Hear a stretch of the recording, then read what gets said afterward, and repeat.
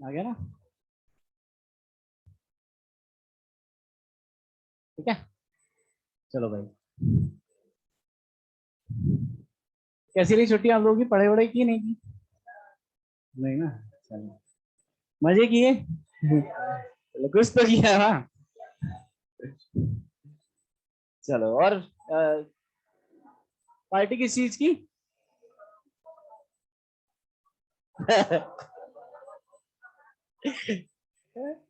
पता नहीं मुझे किस चीज की पार्टी मांग रहे हो तुम यार। ऐसी मांगते रहते हो पार्टी। चलो, सर ने कहां तक करा दिया था? क्या पढ़ाया था भाई मेरे पीछे से? कोई भी कॉपी नहीं मिला?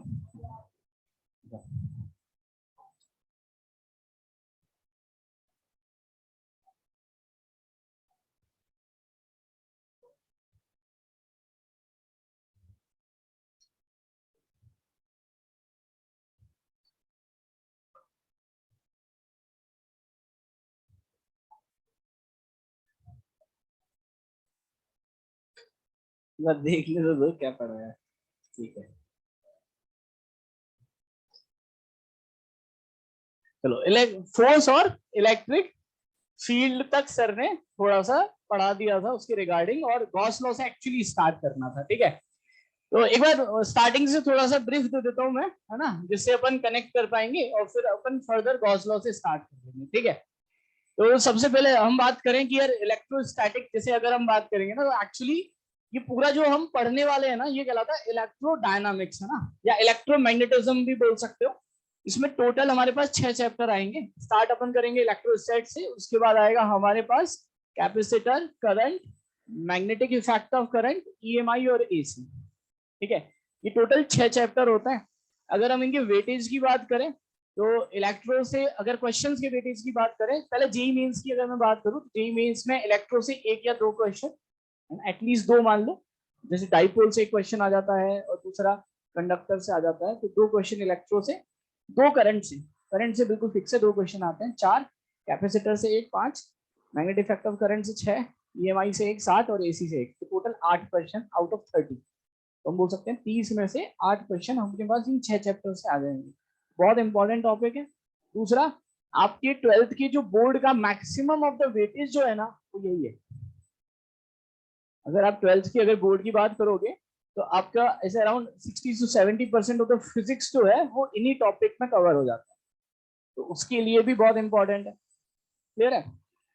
स्टार्टिंग अपन करेंगे इलेक्ट्रोस्टैटिक से, सेम एडवांस में ही बहुत इंपॉर्टेंट है क्योंकि लेकिन मेंस में एक्चुअली क्या होता है, इन वाले क्वेश्चन से बहुत ज्यादा क्वेश्चन आते हैं। ठीक है, दूसरा आसान बहुत है। आसान इसलिए है क्योंकि मैंने आपको पहले ही बताया था कि यार इसमें ना एक पर्टिकुलर प्रोसेस है। जैसे अगर अपन बात करते हैं मैकेनिक्स की, तो मैकेनिक्स में यार एक पार्टिकल को फेंका तो 50 तरीके से कैलकुलेट कर सकते हैं। जब मन आया तो वर्क एनर्जी थ्योरम लगा दिया, कभी मैकेनिकल एनर्जी कंजर्वेशन लगा दिया, कभी v equals to u plus at, तो जो इच्छा हो रही है वो काम कर रहा है।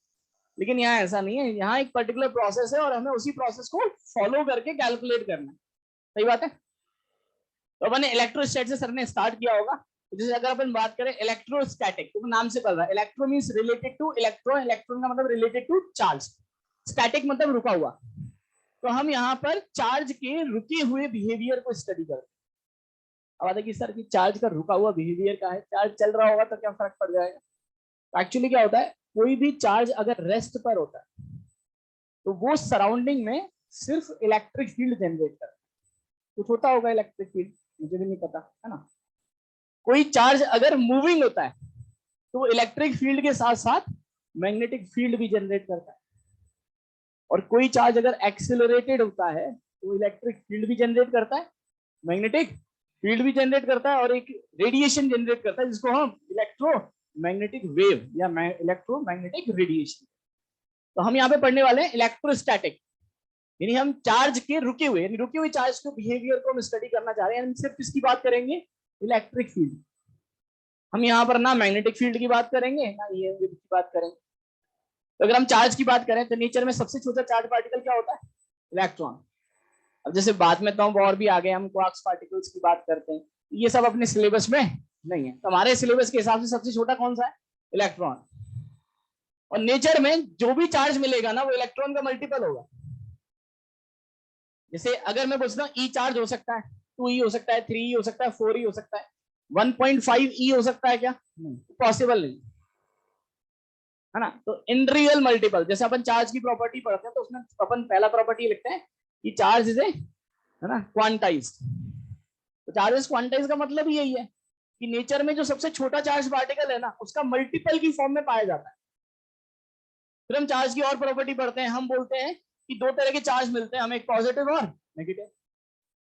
कोई भी चीज पॉजिटिव कब होती है? जब इलेक्ट्रॉन भाग जाते हैं उसमें से। जैसे मान लो मैं न्यूट्रल हूं, मुझे में से आपने इलेक्ट्रॉन निकाल दिया तो मुझ पे कैसा चार्ज आ जाएगा? पॉजिटिव आ जाएगा। पॉजिटिव है, इलेक्ट्रॉन अकेला थोड़ी भागेगा, माइनस चार्ज लेके भागेगा। तो मुझ पे कैसा चार्ज आ जाएगा? पॉजिटिव। तो मैं से पूछ सकता हूं पॉजिटिव चार्ज का मतलब होता है डेफिशिएंसी ऑफ इलेक्ट्रॉन, इलेक्ट्रॉन कम हो गए। और अगर इलेक्ट्रॉन मेरी खोपड़ी पे कूद जाए तो मुझ पे कैसा चार्ज आ जाएगा? Negative. That is efficiency of electron. तो हम दो तरह के चार्ज की बात करते हैं, एक पॉजिटिव और नेगेटिव। फिर हम और प्रॉपर्टी की भी बात करते हैं कि यार देखो जो पॉजिटिव यानी लाइक चार्जेस होते हैं वो एक दूसरे को अट्रैक्ट करते हैं। तो positive positive sorry like charges repel करते हैं, अनलाइक चार्जेस अट्रैक्ट करते हैं। पॉजिटिव पॉजिटिव रिपेल करेंगे, नेगेटिव नेगेटिव रिपेल करेंगे, नेगेटिव पॉजिटिव अट्रैक्ट करेंगे।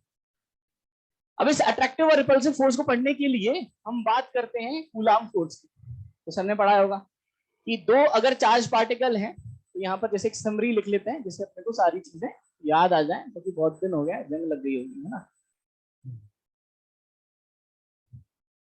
इसमें हम सारे पॉइंट्स रिवाइज कर लेंगे, ठीक है। तो आपके शॉर्ट नोट्स टाइप के बन जाएंगे और रिवाइज हो जाएंगी चीजें, फिर आगे कंटिन्यू कर लेंगे। तो अगर मान लो मेरे पास दो चार्ज पार्टिकल है, पॉइंट चार्ज, ये ध्यान रखना, Q1 और Q2, इनके बीच की सेपरेशन कितनी है? R। तो जो कूलाम फोर्स लगता है कोई भी एक पॉइंट चार्ज दूसरे पे जो लगाता है, जो F होता है that is directly proportional to Q1 Q2, inversely proportional to R square. इसको हम इनवर्स स्क्वायर लॉ भी कहते हैं। और अगर मैं दोनों को कंबाइन करने की कोशिश करूँ ना तो F directly proportional to Q1 Q2 by R square, यहाँ से प्रोपोर्शनलिटी कांस्टेंट लगाते हो तो याद है K Q1 Q2 upon R square. K को क्या लिखते हो? 1 upon 4 by epsilon not Q1 Q2 by R। ये वैल्यूज भी सर ने लिखाई होंगी कि 4 बाय एप्सिलॉन नॉट यानी 1 upon 4 by epsilon not that is 9 into 10 raised to power 9। और एप्सिलॉन नॉट की वैल्यू होती है 8.85 into 10 raised to power, unit भी सर ने बताया होगा that is newton metre square पर coulomb square. That is newton metre square upon, और इसकी यूनिट इसका उल्टा होगी क्योंकि 4 पाई की तो कोई यूनिट है ही नहीं, मतलब डायमेंशन नहीं है। यहां से ये क्या बनेगा? That is coulomb square upon newton metre square, कुछ ऐसा बनेगा। अब यहाँ पे एप्सिलॉन नॉट एक वर्ड आता है, मुझे बता सकते हो यार ये है क्या? ये तो नाम हो गया इसका, है क्या? पास नहीं, रुक सकती, मैं समझाता हूँ। परमिटिविटी, परमिट है ना, परमिटिविटी का मतलब परमिट करने की एबिलिटी है ना। जैसे मान लो कि भाई ये कमरा है, कोई बच्चा आया घूमता फिरता, ठीक है, तो मैंने उसको रोक दिया, तो वो बच्चा क्लास में बैठेगा कि बाहर जाएगा, तो ये परमिट करने की एबिलिटी किसके पास है? मेरे पास। इसी तरह से अगर आपके पास कोई भी ऑब्जेक्ट है, उसमें से इलेक्ट्रिक लाइन ऑफ फोर्सेस पास होंगी या नहीं होंगी, ये जो एबिलिटी है ना ये मीडियम के पास, जो पावर है ना, ताकत, ये मीडियम के पास। जो एप्सिलॉन नॉट होता है ना, ये मीडियम की प्रॉपर्टी होती है कि वो कितनी इलेक्ट्रिक लाइन ऑफ फोर्सेस को, कितने इलेक्ट्रिक फील्ड को रोक सकता है, रोकने की एबिलिटी, अलाउ करने की नहीं। इसीलिए देखो 1 अपॉन में आता है,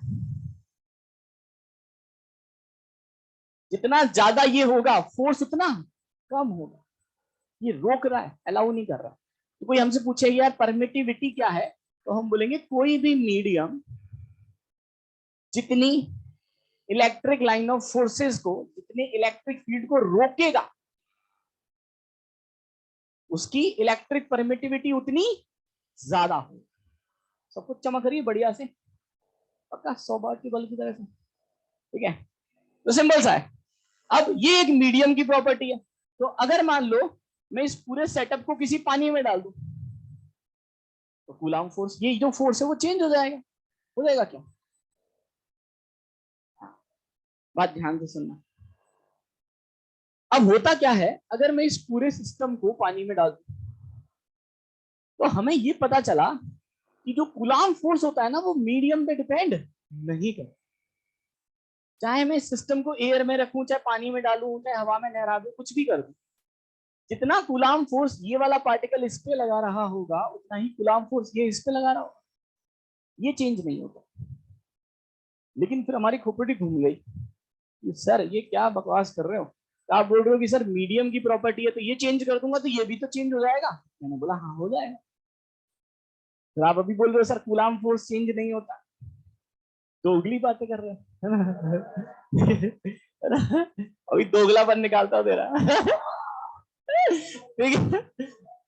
तो दिक्कत क्या है कि जब हम मीडियम में डालते हैं ना, तो कूलाम फोर्स इंटरेक्टिव फोर्स है, जो एक चार्ज पार्टिकल दूसरे पे लगा रहा है, वो मीडियम पे डिपेंड नहीं करता।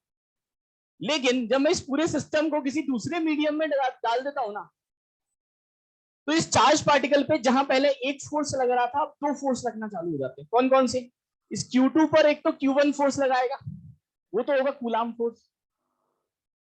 और ये जो मीडियम है ना इसके आसपास वाला, वो भी फोर्स लगाना चालू, तो नेट फोर्स चेंज हो जाता है।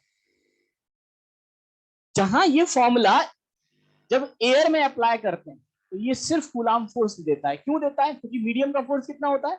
0।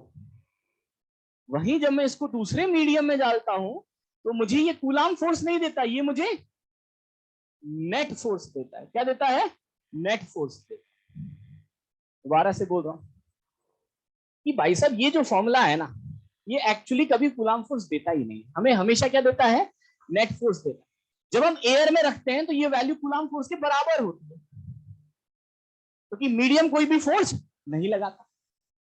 लेकिन जब इसको हम पानी में या किसी दूसरे मीडियम में डाल देते हैं, तो चार्ज पार्टिकल पे 2 फोर्स लगने लग जाते हैं। एक तो ये वाला चार्ज पार्टिकल इस पे लगाएगा, एक इसका सराउंडिंग मीडियम भी लगाएगा, तो ये मुझे नेट फोर्स देगा। यानी net force in any medium is equal to कितना होगा? 1/4 pi epsilon of medium Q1 Q2 by. सबको कहानी समझ में आ रही? अब मैंने क्या किया, इसको डिवाइड कर दिया, इस इक्वेशन को इससे डिवाइड कर दिया। ये कितना बनेगा बेटा? एफ एम बाय, इसको एफ नॉट या एफ इन एयर बोल देता हूं। कितना बनेगा बेटा? ये सब उड़ गया, that is epsilon not upon. अब एप्सिलॉन एम जब हम लिखते हैं ना, तो इसकी वैल्यू होती है epsilon not into epsilon R. ये सब लिखा होगा ना सर में। ये जो एप्सिलॉन आर होता है ना, इसको हम नाम देते हैं that is relative permittivity.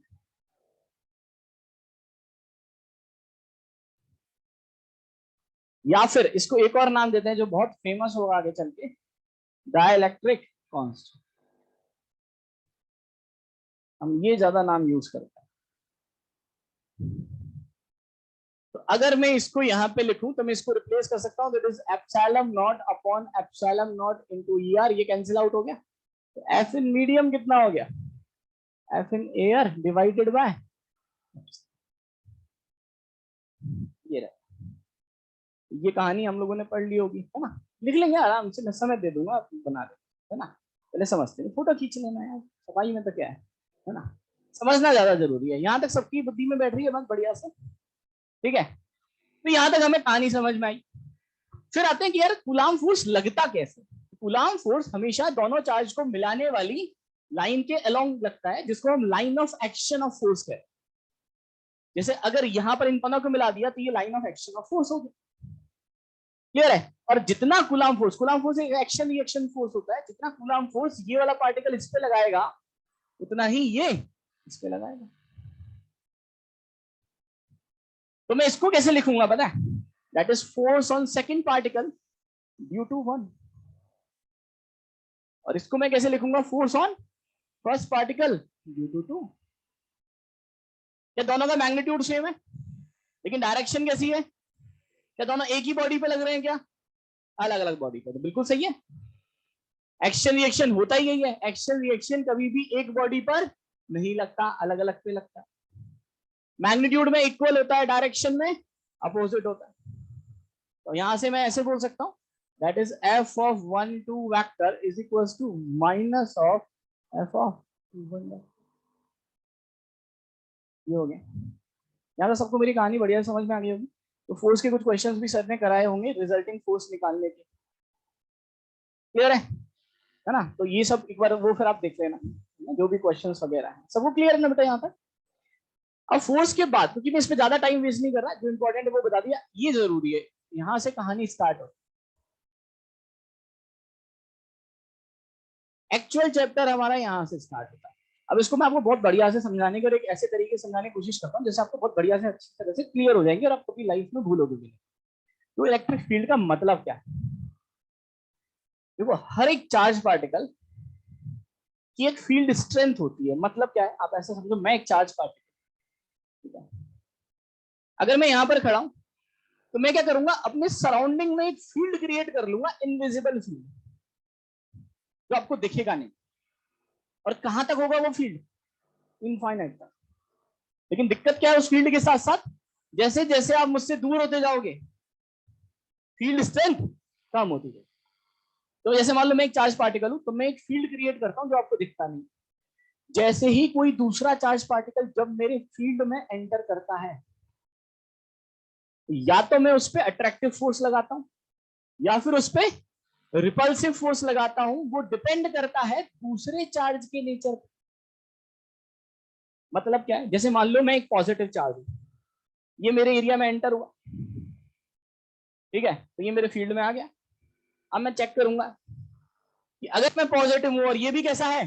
Positive, तो अगर ये मेरे जैसा है तब तो मैं कैसा फोर्स लगाऊंगा? रिपल्सिव। लेकिन अगर इसका नेचर मेरे नेचर का अपोजिट है तो मैं कैसा फोर्स लगाऊंगा? अट्रैक्टिव। उसी फील्ड को हम फील्ड स्ट्रेंथ या इलेक्ट्रिक फील्ड इंटेंसिटी या इलेक्ट्रिक फील्ड कहते हैं। फिर उसने पूछा कि सर, आप लोगों ने पूछा कि सर ठीक है, मैं समझ में आ गया थोड़ा थोड़ा था कि कुछ ऐसा हो रहा होगा, लेकिन हमें वैल्यू बताओ, हम वैल्यू कैसे कैलकुलेट करें कि आपकी इलेक्ट्रिक फील्ड स्ट्रेंथ या इलेक्ट्रिक फील्ड होगा कितना, कैसे पता लगाएं? तो मैं बोलूंगा भाई, तुम्हें अगर मेरी ताकत के बारे में पता लगाना है, मेरी फील्ड स्ट्रेंथ के बारे में पता लगाना है कि मैं कितना ताकतवर हूं, तो आप क्या करो? जैसे मान लो मुझे यहां से आर डिस्टेंस पर फील्ड स्ट्रेंथ पता लगाना, इस पॉइंट पर। जैसे इसने पूछा कि सर बताओ मेरी लोकेशन पर आपकी फील्ड स्ट्रेंथ कितनी होगी, तो मैं क्या करूंगा कि एक काम कर, जहां पर तू बैठा है वहां पर 1 कूलाम का चार्ज रख दे। जहां पर तू बैठा है वहां पर 1 कूलाम का चार्ज रख दे। जितना फोर्स मेरी वजह से इस 1 कूलाम के चार्ज पर लगेगा, वही उस पॉइंट पर मेरी क्या होगी? फील्ड स्ट्रेंथ होगी। क्लियर हो रही है बात? जैसे मान लो कि भाई आपने पूछा कि सर एक बात बताओ, अगर आपका चार्ज क्यू है और यहां से आर डिस्टेंस पर इस पॉइंट पर आपकी फील्ड स्ट्रेंथ कितनी होगी, तो मैं बोलूंगा अच्छा पता लगाना है, यहाँ पे क्या रख दो? एक 1 कूलाम का चार्ज। तो मैं इस 1 कूलाम के चार्ज पे कितना फोर्स लगाऊंगा? F इज इक्वल टू के Q1 Q2 by R square. तो जितनी फोर्स की वैल्यू आएगी मैग्नीट्यूड, जितनी फोर्स की वैल्यू आएगी ना मैग्नीट्यूड में, वही मेरी क्या होगी? फील्ड स्ट्रेंथ होगी उस पॉइंट पर। उसी को हम इलेक्ट्रिक फील्ड इंटेंसिटी कहते हैं। और जिस 1 कूलाम के चार्ज को हम रखते हैं, हम उसको नाम देते हैं टेस्ट चार्ज। उसको हम बोलते हैं टेस्ट चार्ज। और test charge is always taken as positive. सबको एकदम क्लियर है? क्रिस्टल क्लियर है ना? अब बात ध्यान से सुनना। फिर हम ये भी पढ़ते हैं कि यार इलेक्ट्रिक लाइन ऑफ जो इलेक्ट्रिक फील्ड होता है, पॉजिटिव चार्ज की वजह से अवे होता है और नेगेटिव की वजह से रिवर्स होता है। ऐसा क्यों होता है? बहुत सिंपल है। अगर मैं पॉजिटिव हूं तो मैं यहाँ पे तो हमेशा कैसा चार्ज रखूंगा, पॉजिटिव ही रखूंगा। यहाँ तो टेस्ट चार्ज है भाई, ये तो प्लस ही होना है। अगर मैं पॉजिटिव हूं तो मैं इसको क्या करूंगा, रिपेल। तो मेरी वजह से यहाँ पर फील्ड कैसा होगा, अवे या टुवर्ड्स, अवे। तो पॉजिटिव चार्ज की वजह से जो इलेक्ट्रिक फील्ड आता है किसी भी आर डिस्टेंस पर, वो कितना होता है, K Q by R square. और पॉजिटिव की वजह से कैसा रहता है, that is away from charge. सही बात है। और अगर ये चार्ज कैसा है, नेगेटिव, इलेक्ट्रिक फील्ड कैसा होगा, टूवर्ड्स। कैसे पता चला, समझ में आया। मैं नेगेटिव हूं लेकिन ये तो कैसा रहेगा, पॉजिटिव। तो मैं इसको अट्रैक्ट करूंगा कि रिपेल करूंगा, अट्रैक्ट। तो यहां पे जो फील्ड आएगा वो इस डायरेक्शन में, that is towards the charge. अब बताओ यहाँ पे और माइनस लिखने की जरूरत है क्या, नहीं। कभी भी डायरेक्शन आपने दिखा दी तो अब दोबारा से माइनस लगाने की जरूरत नहीं है, क्योंकि आप पहले से ही साइन कन्वेंशन फॉलो कर चुके हो, अब क्यों माइनस लगा। यहां तक सबको बात समझ में आ रही है। ये एक पॉइंट चार्ज की वजह से होता है। तो हम बोल सकते हैं एक पॉजिटिव अगर चार्ज है तो पॉजिटिव चार्ज की वजह से जो इलेक्ट्रिक फील्ड होता है वो होता है K Q by R square, that is away from the charge. और नेगेटिव की वजह से K Q by R square, that is towards the charge.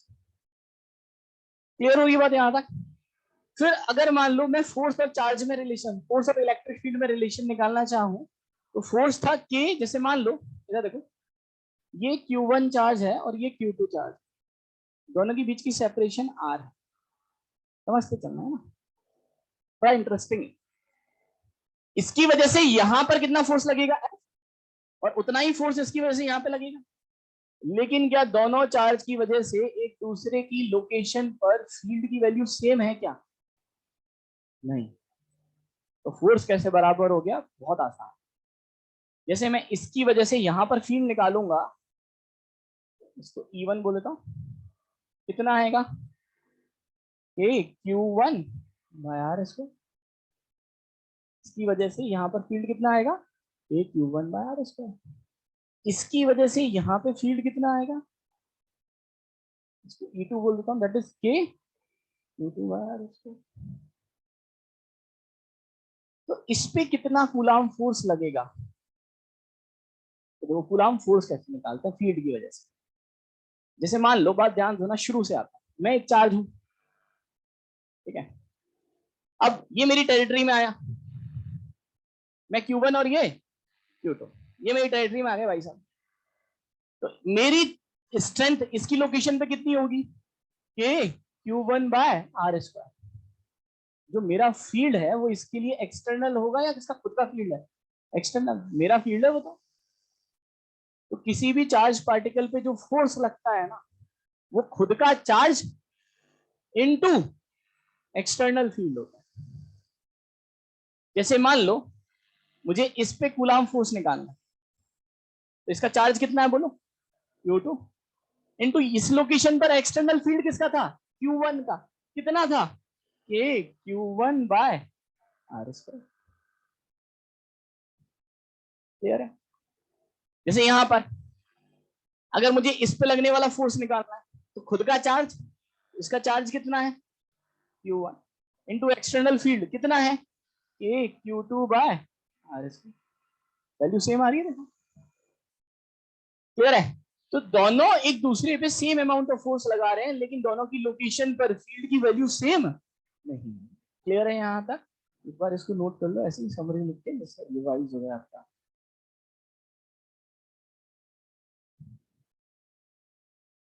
इसको यहाँ पे ऐसे लिख सकते हो कि फोर्स इज इक्वल टू होता है चार्ज इंटू ई एक्सटर्नल।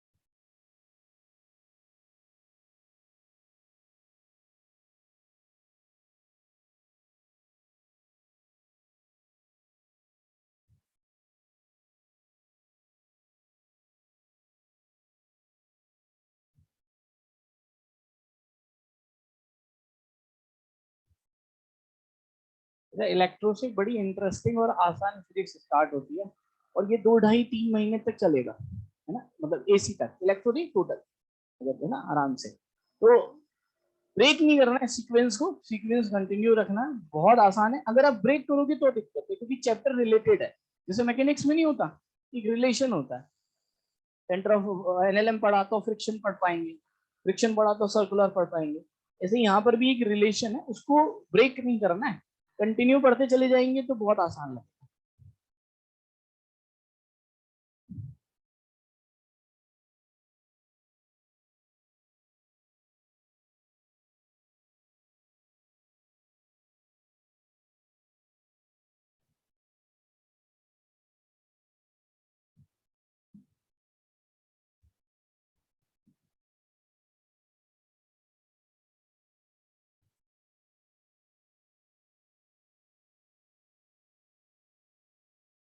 तो देखो फोर्स समझ में आ गया, फील्ड समझ में आ गया।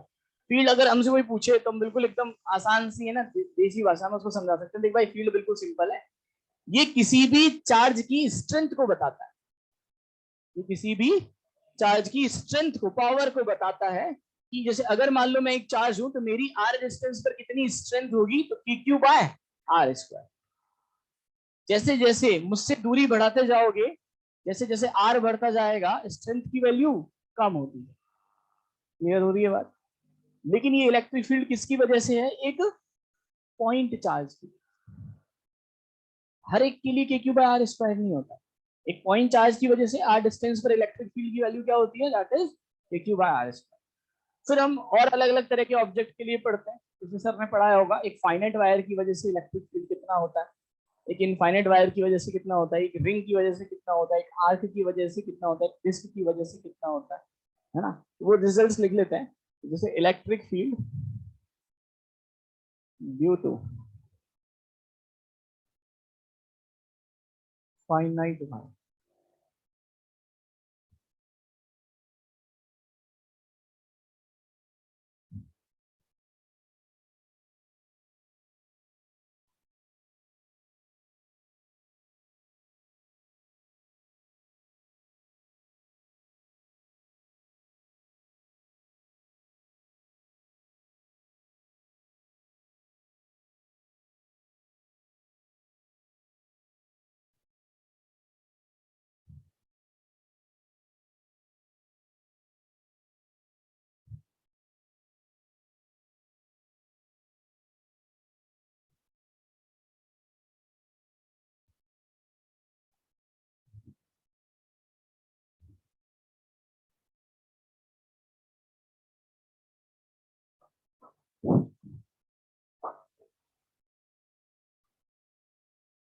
अच्छा, electric field due to finite wire कितना आता है?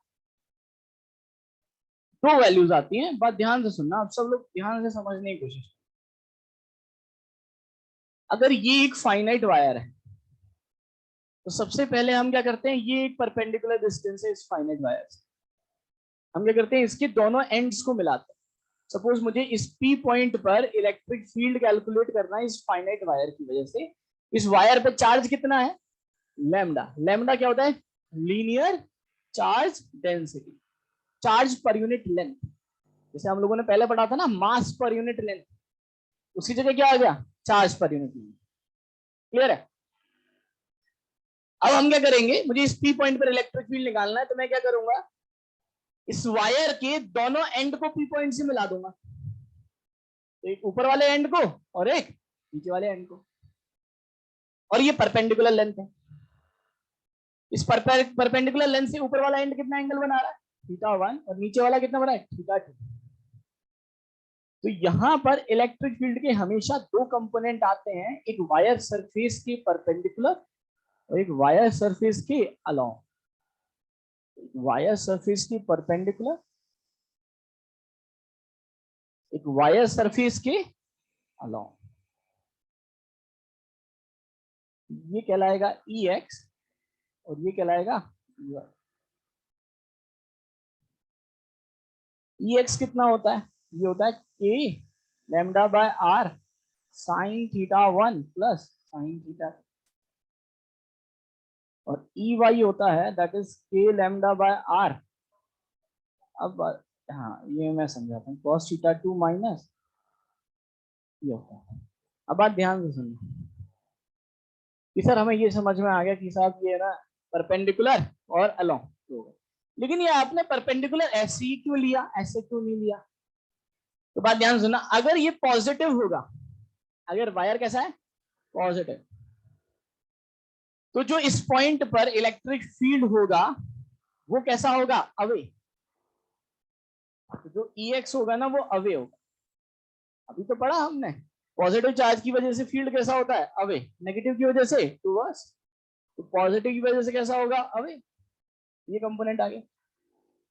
EX तो ये हो गया, अगर ये नेगेटिव होता तो EX इधर ना आके कहाँ आता, इधर आता। और EY कितना होता है, that is K lambda by R cos theta 2 minus cos theta 1। अब इसमें बड़ी समस्या आती है कि हम भूल जाते हैं कि कौन सा थीटा 1 कौन सा थीटा 2 किसमें से किसको माइनस करे। इसमें तो दिक्कत नहीं है, इसमें दिक्कत है। तो आपको एक सिंपल सी चीज बता रहा हूं, ठीक है, मॉड लगा दो तो समस्या खत्म। अब डायरेक्शन हम अपनी सद्बुद्धि से निकाल लेंगे अगर है तो कंडीशन अप्लाइड है ना। तो अब वो हम कैसे कैलकुलेट करेंगे, बात ध्यान सुनना।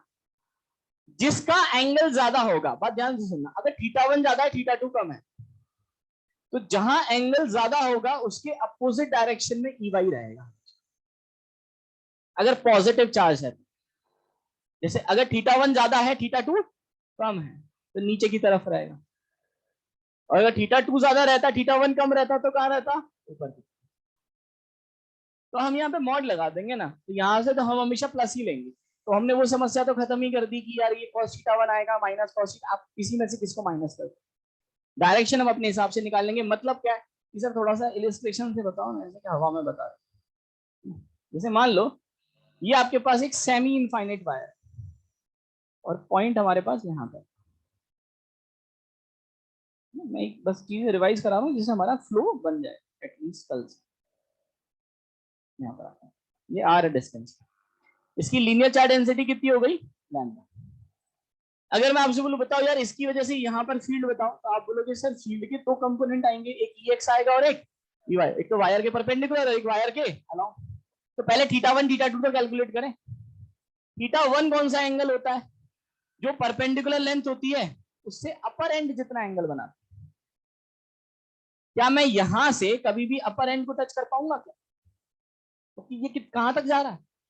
तो थीटा 1 कितना बन जाएगा, 90। आप ऐसे सोचो ये तो दीवार है वो बिल्कुल चाइना वॉल होती है ना, तो मैं ऐसे घूमते जाता देखते जाता फाइनली ये एंगल कितना बन जाता, 90 डिग्री। मैं अपर एंड को टच ही नहीं कर सकता था, थीटा 1 तो 90 हो गई। और थीटा 2 कितना होगा, 0, क्योंकि इसके नीचे वायर ही नहीं है, यही इसका लोअर एंड है। तो थीटा 1 हो गया 90 और थीटा 2 हो गया 0। क्लियर होगी बात। ये कैसा चार्ज है, पॉजिटिव। तो EX कैसे आएगा, वायर के परपेंडिकुलर और अवे। EX इधर आएगा और EY कहां आएगा, ऊपर या नीचे, नीचे आएगा। बहुत बढ़िया, तो समझ में आया ना क्यों, जिस साइड एंगल ज्यादा होता है उसके अपोजिट। बहुत आसान। क्या मैं EX निकाल सकता हूं, that is K lambda by R sin 90 plus sin 0, sin 90 is 1 sin 0 is 0, तो के लैम्डा बाय आर।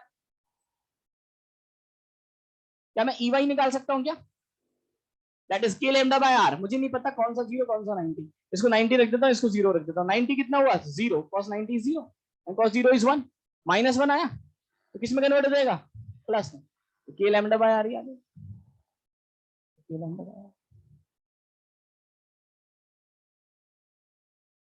सबको समझ में आया। तो जो नेट फील्ड आएगा वो इस डायरेक्शन में आएगा, कितना आएगा इन दोनों का रिजल्टेंट, √2 के लैम्डा बाय। सही बात है ना। और अगर मैं एंगल की बात करूं तो ये एंगल कितना हो जाएगा, 45। ये आंसर आ जाएगा। तो इस डायरेक्शन में हमारा ई नेट आएगा।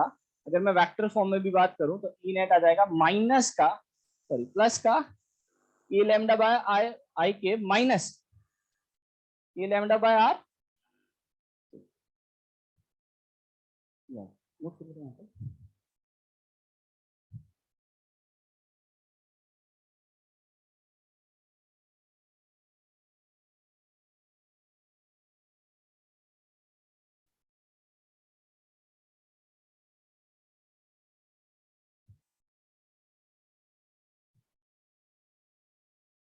अभी मैं कोई भी नया नई चीज नहीं पढ़ा रहा हूँ, बस अपन पुरानी चीज को रिवाइज कर रहे हैं, जिससे अपन आगे जब पढ़े तो हमें डाउट ना हो कि प्रीवियसली ये चीज कहाँ से आई है ना।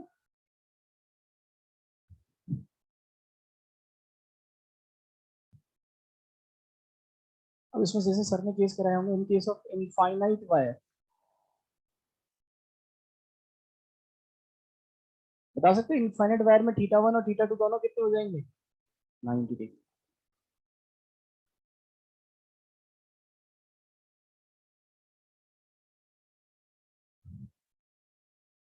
ऊपर वाले एंड को भी अचीव नहीं कर सकते और नीचे वाले को भी नहीं कर सकते, तो थीटा वन भी 90 हो जाएगा, थीटा टू भी 90। यहाँ पर जो फील्ड आएगा, अच्छा इस केस में, अच्छा सब लोग इधर देखो, एक और चीज बड़ा इंटरेस्टिंग, अगर थीटा वन और थीटा टू बराबर हो गए तो ये जीरो हो जाएगा, ये जीरो हो जाएगा ना। तो मैं ऐसे बोल सकता हूं कि अगर वो पॉइंट इस वायर के बाइसेक्टर पर है तो इलेक्ट्रिक फील्ड हमेशा वायर के परपेंडिकुलर ही होता है, that will be either perpendicular away from the wire और can be either perpendicular towards the wire, that depends की वायर का चार्ज। सही बात है, यहां पर भी ऐसा ही होगा, क्योंकि थीटा वन थीटा टू बराबर है, जो फील्ड है सिर्फ वायर के परपेंडिकुलर आएगा, क्योंकि पॉजिटिव है तो कैसा आएगा अवे, और ये बनेगा E is equals to k lambda by r sin 90 plus sin 90, that is 1 plus 2 k lambda by r।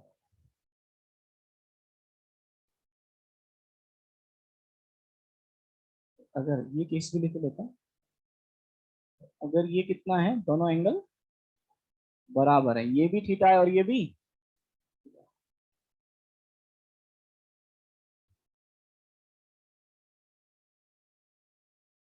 यहाँ पर जो फील्ड आएगा ये आएगा k lambda by r sin थीटा प्लस sin थीटा, दैट इज 2 sin।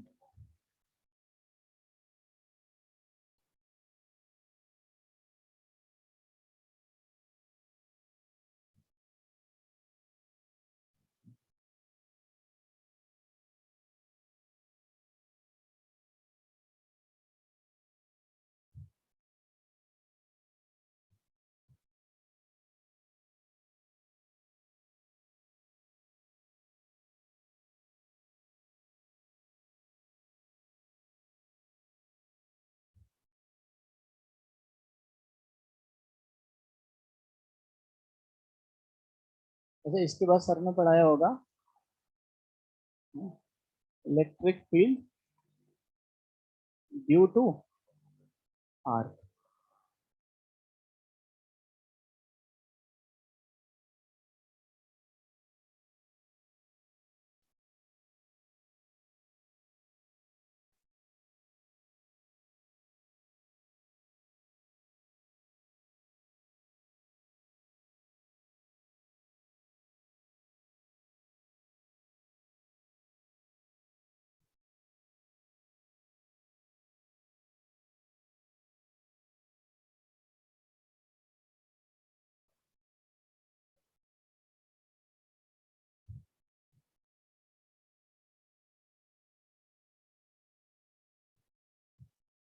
सबको क्लियर है बेटा एकदम, है ना?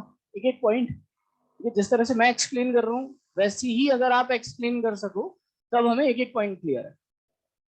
क्लियर हुई बात? बिल्कुल आसान शब्दों में, कोई भी हमसे बच्चा पूछ ले कि यार फोर्स क्या है, कूलाम फोर्स क्या है, तब सीधे 2 पॉइंट चार्ज के लिए वैलिड है।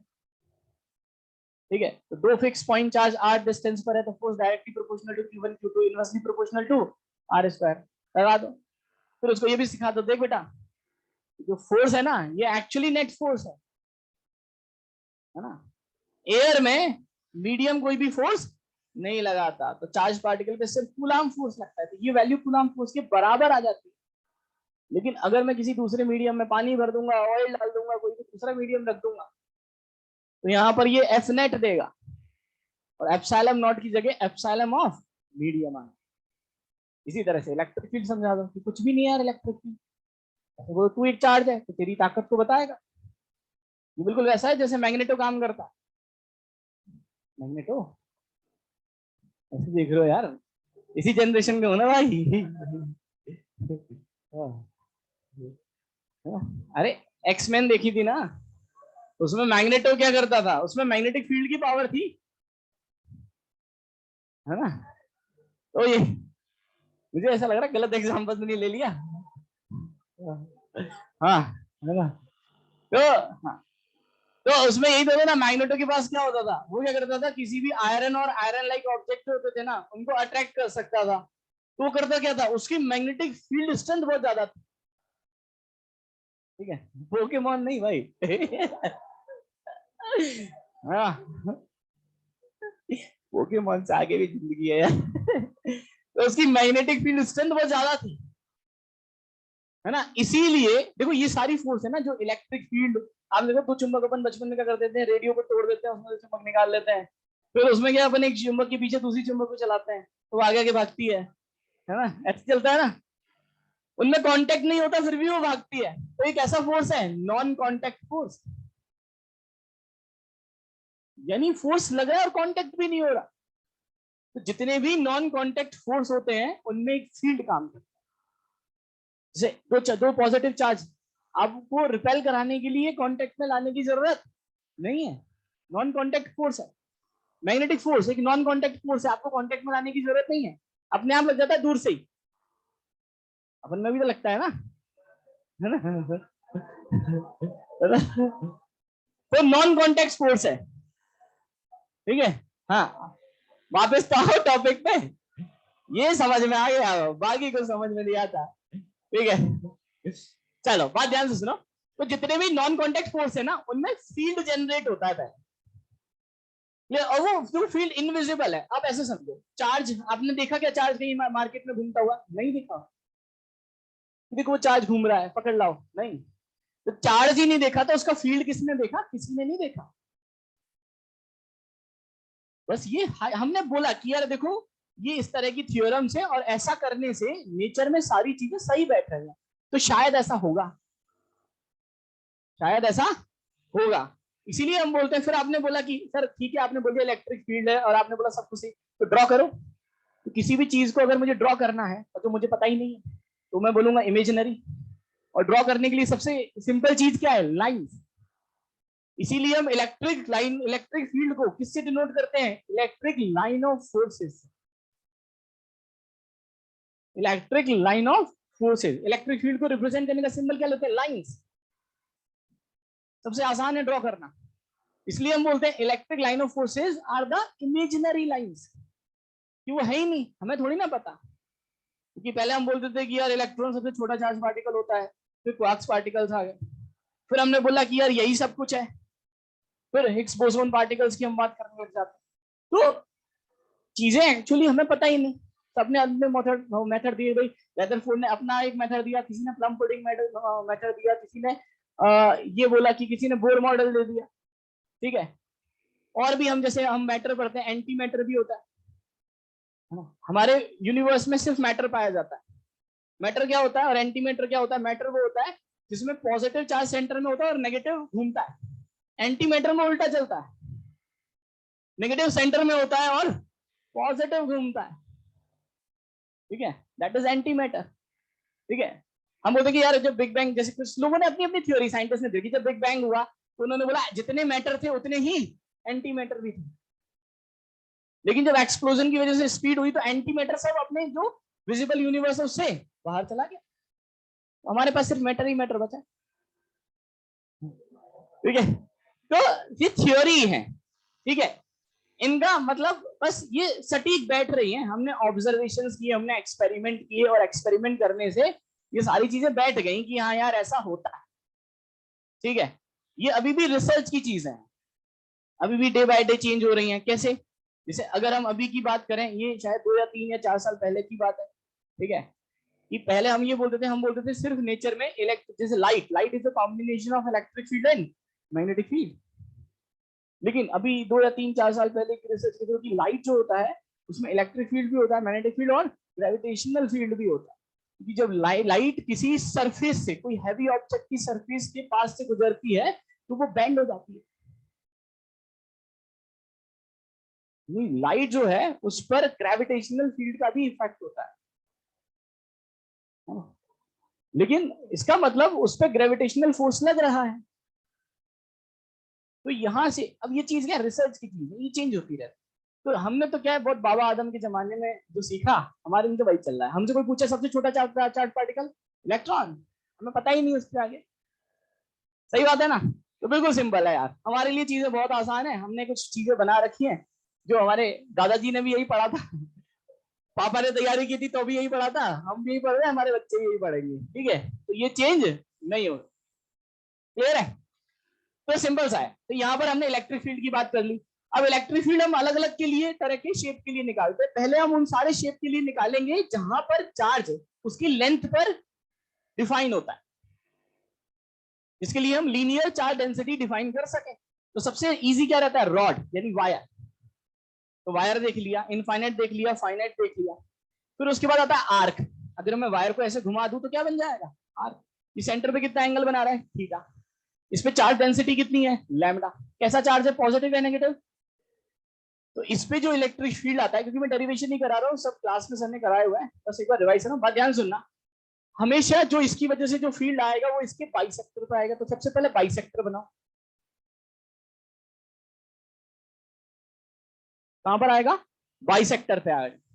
और अगर ये चार्ज पॉजिटिव है तो अवे आए, तो बाइसेक्टर पे आएगा। इस पॉइंट पर अगर मुझे इस पी पॉइंट पर इलेक्ट्रिक फील्ड निकालना है इस आर्क की वजह से, तो इस बाइसेक्टर पर आएगा, और पॉजिटिव है तो अवे आएगा, और नेगेटिव है तो, और ई की वैल्यू जो आती है वो आती है 2k lambda by are, are हो गया इसका radius of curvature, into sine of theta bye 2। बहुत बढ़िया। फॉर एन एग्जाम्पल हम बहुत सारे क्वेश्चंस बना सकते हैं अगर हमें कंसेप्ट क्लियर है तो। जैसे मान लो कि अगर मेरे पास एक आर्क है, अब मैंने थोड़ा सा इसमें गेम खेल दिया। मैंने क्या किया यार, आधे को मैंने पॉजिटिव चार्ज कर दिया, आधे को मैंने नेगेटिव चार्ज कर दिया, सॉरी, है ना, आधे को मैंने नेगेटिव चार्ज कर दिया। और मैंने आपसे पूछा बताओ यार इस सेंटर पे लीनियर चार्ज डेंसिटी दोनों के लिए सेम है, लैम्डा। इस सेंटर पॉइंट पे रेडियस आर, इस सेंटर पॉइंट पर फील्ड की वैल्यू क्या हो, कैसे कैलकुलेट करें। हम क्या करेंगे, इसको और तोड़ देते हैं।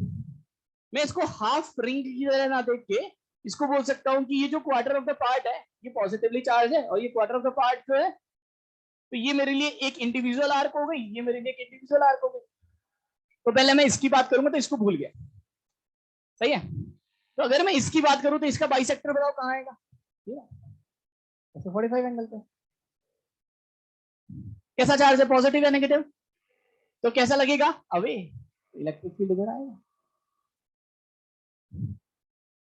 अतः जितना फील्ड का मैग्नीट्यूड इसकी वजह से होगा उतना ही इसकी वजह से होगा, क्योंकि बाकी सारी चीजें तो सेम है ना, लैम्डा सेम है, आर सेम है, एंगल सेम है, और साइन ही तो अलग है, तो डायरेक्शन चेंज हो जाएगी। जैसे अगर मैं इसकी वजह से बोलता तो कहां पर आता, इसके बाइसेक्टर पे, लेकिन टूवर्ड्स आता।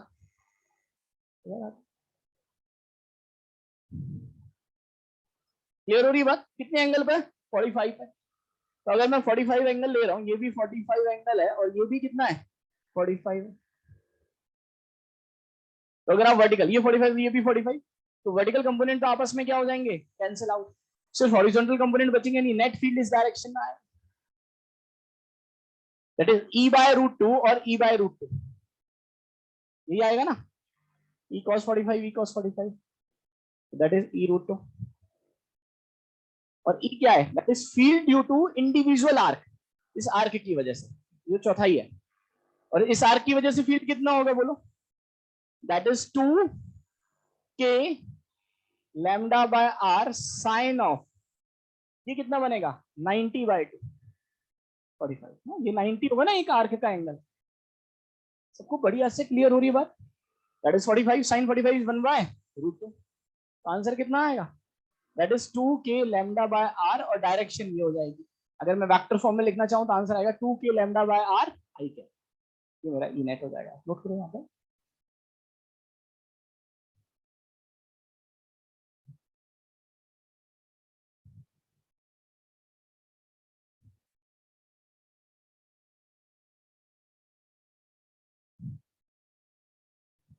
जैसे मतलब इस क्वेश्चन का आंसर होता है,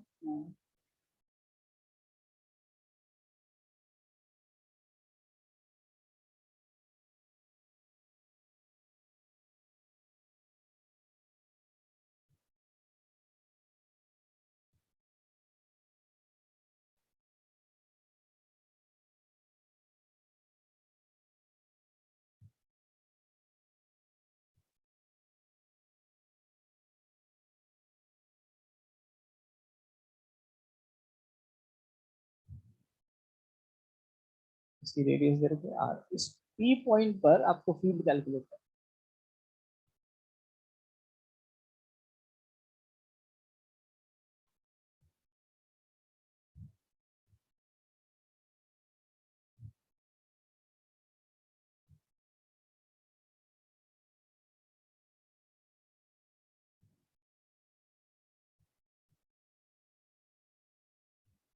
कैसे कैलकुलेट कर सकते हैं इस पी पॉइंट, यानी इस पी पॉइंट पर? किसी को मुझे बता सकता है कैसे करेंगे इस क्वेश्चन में? सबसे पहले यहां पर इसको तोड़ेंगे, ठीक है, क्योंकि इस पूरे इस तरह के स्ट्रक्चर का निकालना तो आता नहीं, मुझे वायर और आर्क का आता है। तो पहले इसको तोड़ेंगे, और अगर मैं इसको ब्रेक करूँ ना, तो मेरे पास तीन चीजें बन जाएंगी। एक ये, that is semi infinite wire, इसका ये एंड मुझे पता है लेकिन ये नहीं पता। ये एक आर्क, और अगेन ये एक सेमी इनफाइनाइट। तो दो सेमी इनफाइनाइट वायर और एक आर्क बनेगा, इसका रिजल्टेंट मुझे कैलकुलेट करना है।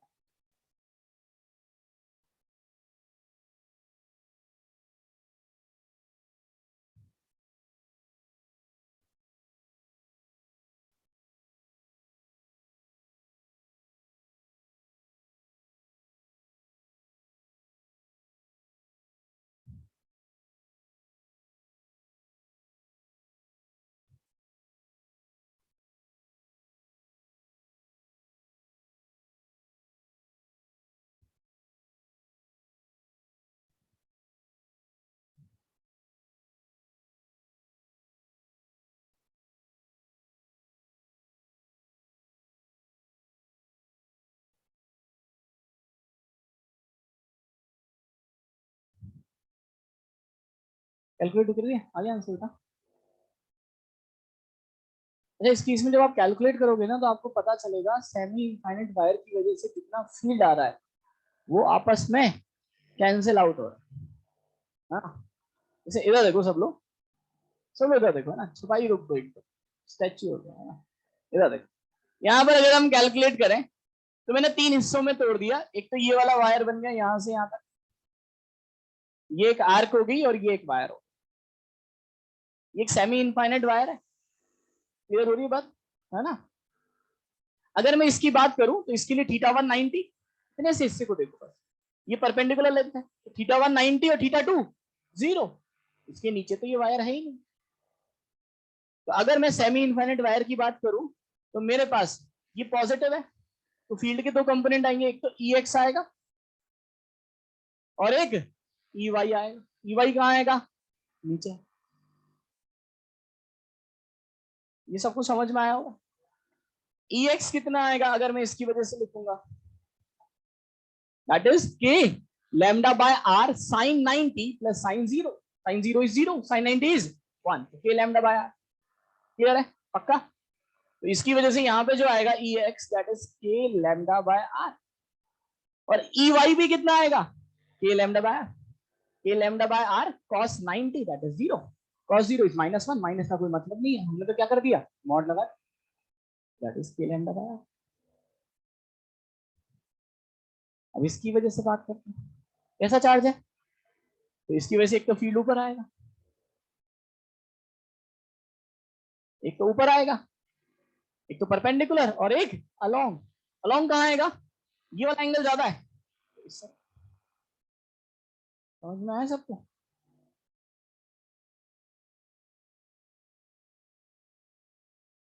तो दोनों वायर की वजह से जो फील्ड आया उसने एक दूसरे को कैंसिल आउट, नेट फील्ड सिर्फ किसका बचा, आर्क का, और आर्क ये है।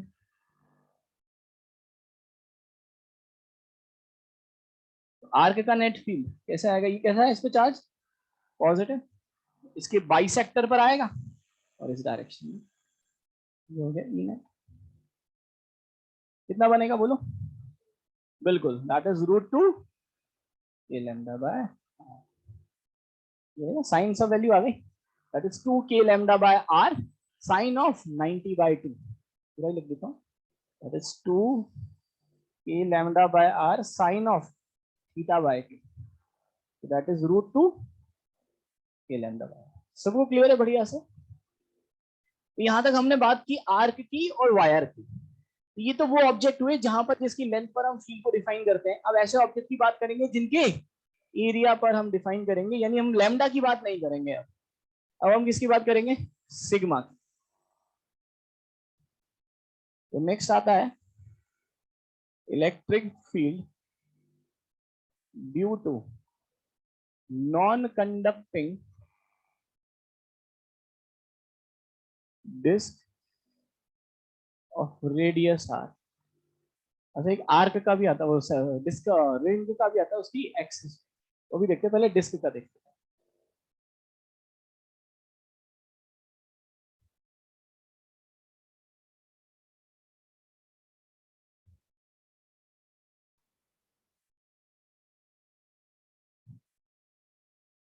चलो बात ध्यान से सुनना, इधर देखो सब लोग, छपाई करना आराम से ना। एक वर्ड पूरे इलेक्ट्रो में चलता रहेगा, जो सबसे ज्यादा खून पिएगा, ठीक है, और पूरा एंथ्यूज उससे प्रताड़ित रहेगा, वो रहेगा कंडक्टिंग और नॉन कंडक्टिंग। क्योंकि कंडक्टिंग के फॉर्मूले अलग बनते हैं, नॉन कंडक्टिंग के अलग बनते हैं। अब वो समझ में नहीं आएगा, डायग्राम एक जैसा, सब कुछ एक जैसा, कि कंडक्टिंग और नॉन कंडक्टिंग में फर्क क्यों आएगा, क्यों आंसर्स अलग हो जाएंगे। सिंपल सा मैं एक तरीका बताता हूँ कि कंडक्टिंग और नॉन कंडक्टिंग में फर्क क्या है। नॉन कंडक्टिंग को आप ऐसे समझो, मैं ऐसे नहीं समझाऊंगा ये प्लास्टिक होता है, ऐसे कुछ नहीं समझ में आएगा आपको, है ना। नॉन कंडक्टिंग का मतलब क्या होता है, जैसे मान लो मैंने क्या किया, ये डस्टर लिया और इस पर खूब सारा फेविकॉल लगा दिया, है ना, खूब सारा फेविकॉल लगा दिया, चार्ज लिया इसे मुट्ठी भर और इस पर फेंक के मारा, क्या होगा, चार्ज चिपक जाएगा। क्या वो रीडिस्ट्रीब्यूट होगा, क्या जहां गया वहीं चिपक गया। ये होता है नॉन कंडक्टिंग। नॉन कंडक्टिंग में चार्ज का रीडिस्ट्रीब्यूशन नहीं होता। मतलब अगर मैंने इस सरफेस पे चार्ज दिया तो चार्ज इसी सरफेस पे रहेगा, यहाँ पे कोई चार्ज नहीं है, that is non conducting. Conducting में क्या होगा, अगर मैंने सिर्फ यहां पर भी चार्ज दिया ना, तो वो फैलते फैलते पूरी सरफेस पे फैल जाएगा, चार्ज का रीडिस्ट्रीब्यूशन हो जाएगा, और तब तक रहता रहेगा जब तक हर क्रॉस सेक्शन एरिया में चार्ज यूनिफॉर्मली डिस्ट्रीब्यूट ना हो जाए। क्लियर हो रही है बात? आप ऐसे समझो कि अगर मेरे हाथ के दो पहलू हैं, एक ये और एक ये, अगर मेरा हाथ कंडक्टिंग होगा, कैसा होगा, कंडक्ट, नाम से पता चल रहा है कंडक्टिंग, चार्ज को कंडक्ट कराएगा, फैलाएगा। तो अगर मैं यहां पे चार्ज दूंगा ना, तो यहां पर भी आ जाएगा, क्योंकि चार्ज का क्या हो जाएगा, रीडिस्ट्रीब्यूशन। लेकिन अगर चार्ज कैसा होता, नॉन कंडक्टिंग, तो अगर मैं यहां पे चार्ज देता तो चार्ज सिर्फ उसी सरफेस पे रहता, यहां पे कोई भी चार्ज नहीं। सबको मेरी बात आ रही समझ में? तो मैं जो एग्जांपल दे रहा हूँ, या सर ने जो भी क्लास में अभी कराया होगा, कि हम अभी शुरू में सिर्फ नॉन कंडक्टिंग पढ़ते हैं, कंडक्टर हम सबसे लास्ट में पढ़ते हैं। तो सर ने जो कराया होगा ना, that is electric field due to non conducting disc of radius R, इसकी सरफेस चार्ज डेंसिटी कितनी दे रखी होगी, सिग्मा, इसका कराया ना formula, sigma by 2 epsilon not 1 minus X upon under root of X square plus R square, कराया ना, ठीक है। तो होता क्या है, बात ध्यान से सुनना, जैसे ये सपोज एक डिस्क है जिसकी इस वाली सरफेस पे चार्ज है, ये एक नॉन कंडक्टिंग डिस्क, इस पे चार्ज डेंसिटी कितनी है, सिग्मा। अब बात ध्यान से सुनना, जैसे ये डिस्क है तो चार्ज सिर्फ इधर ही है, इधर नहीं है, ये ध्यान रखना, क्योंकि यहां पर हमने चार्ज सिर्फ एक ही सरफेस पे दिया है, क्योंकि ये है नॉन कंडक्टिंग। अब आप बोलोगे सर यहाँ पे भी होता तो क्या ही फर्क पड़ जाता है, हमें क्या लेना देना, है ना, फर्क पड़ जाता। होता क्या, अगर मैं यहाँ पर फील्ड निकालता तो इन चार्ज की वजह से भी आता और इनकी वजह से भी आता। तो यहाँ पर जो नेट फील्ड होता वो इसकी वजह से E1 और इसकी वजह से E2, तो E1 प्लस E2 ये आता, ये दिक्कत हो जाती है।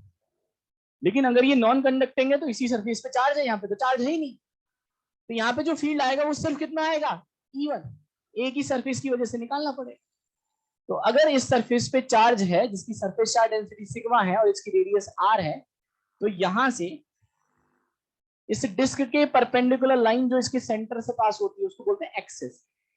डिस्क के परपेंडिकुलर लाइन जो इसके सेंटर से पास होती है उसको क्या बोलते हैं, एक्सिस।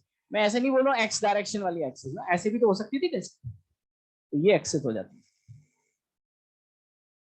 तो इसकी एक्सिस के अलोंग एक्स डिस्टेंस पर जो इलेक्ट्रिक फील्ड की वैल्यू होती है ये होती है sigma by 2 epsilon not 1 minus X upon under root of R square plus X. ये होता है, ये जो फील्ड होता है ये हमेशा एक्सिस के अलोंग होता है। अगर चार्ज पॉजिटिव है तो एक्सिस के अलोंग और अवे होता है, और चार्ज अगर नेगेटिव है तो एक्सिस के अलोंग और टूवर्ड्स होता है। सबको मेरी बात बढ़िया से क्लियर हो रही है, नोट करो बेटा यहाँ पर। इसको हम बोल सकते हैं सिग्मा इज पॉजिटिव, ई जो होगा दैट इज अलोंग एक्सिस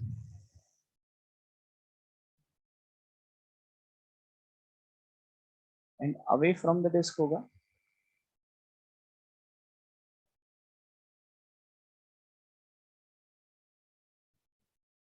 और सिग्मा अगर नेगेटिव है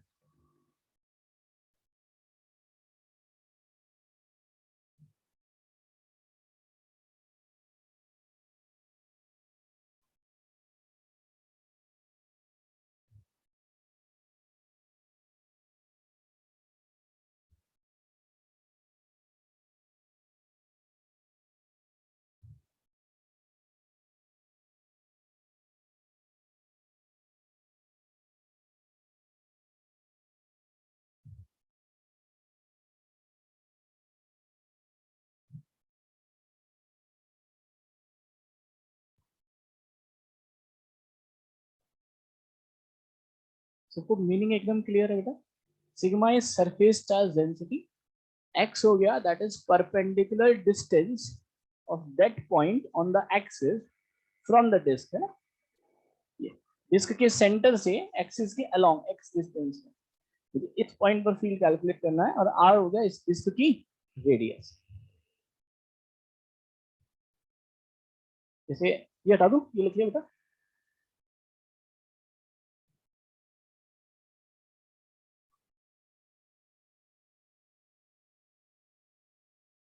एक क्वेश्चन देता हूँ, उससे आपको ज्यादा क्लियर हो पाएगा। जैसे मान लो आपके पास एक एन्युलर डिस्क है,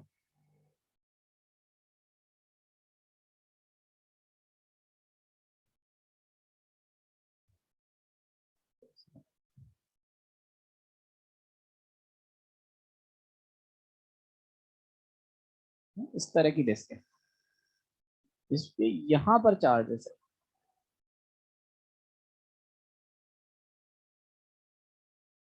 और ये इसकी एक्सिस है। इसकी इनर रेडियस है r और आउटर रेडियस आपको दे रखी है नॉन कंडक्टिंग।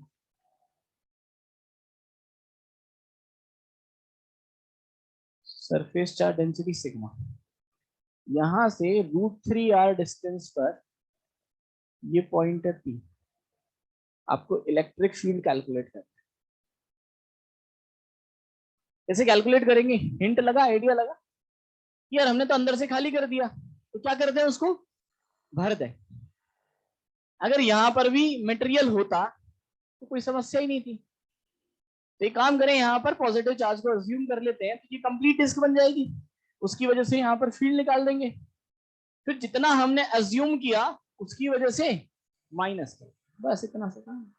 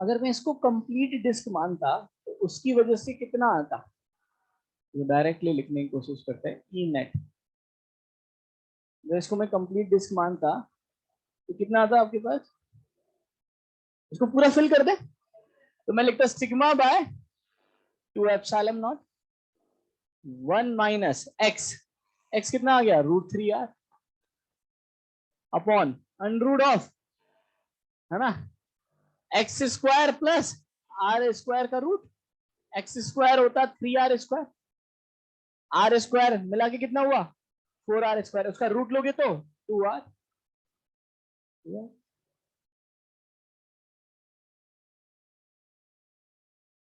अच्छा कंप्लीट, सॉरी 2r है ना वो, बिल्कुल मैंने अंदर वाले ले लिया, √3r का whole square plus 2r square, ऐसे ये लिख दिया, ठीक है। अब माइनस कर दें, अब अगर मैं माइनस करूंगा तो जो अंदर वाला पोर्शन आपने अज्यूम किया उतने फील्ड को माइनस करना पड़ेगा, और दैट फील्ड भी sigma by 2 epsilon not 1 minus कितना आएगा √3r upon, that is equals to under of √3r square plus, ये आंसर। सबको बात अच्छे से समझ में आ रही, कैसे कैलकुलेट किया। तो जब आप माइनस करोगे तो ये वाली टर्म इससे क्या हो जाएगी, कैंसिल आउट। अगर आप इसमें कॉमन लोगे तो सिग्मा बाय 2 एप्सिलॉन नॉट ये कॉमन आ जाएगा, √3r भी कॉमन आ जाएगा ऊपर वाला, यहां पर क्या बचेगा माइनस का 1 अपॉन, ये बनेगा 3r स्क्वायर और ये बनेगा 4 7, दैट इज √7r, और ये हो जाएगा प्लस का 1 बाय 2r, ये 3r स्क्वायर, ये r square, that is 4r square, इसका रूट लोगे तो 2r, ये आंसर है। क्लियर है, और r से r कैंसिल, तो आपके पास आंसर आएगा that is √3 sigma by 2 epsilon not 1 by 2 minus 1 by 2।